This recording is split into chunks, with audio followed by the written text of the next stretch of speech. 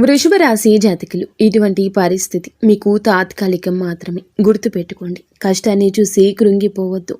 ఒక అశుభ వార్త మీకు చేరువలో ఉంది. దాని గురించి ఆలోచిస్తూ భవిష్యత్తును ప్రశ్నార్థకరంగా మార్చుకోవద్దు. చెడు కూడా మంచికి అనే సూత్రాన్ని మీరు గుర్తుంచుకోండి.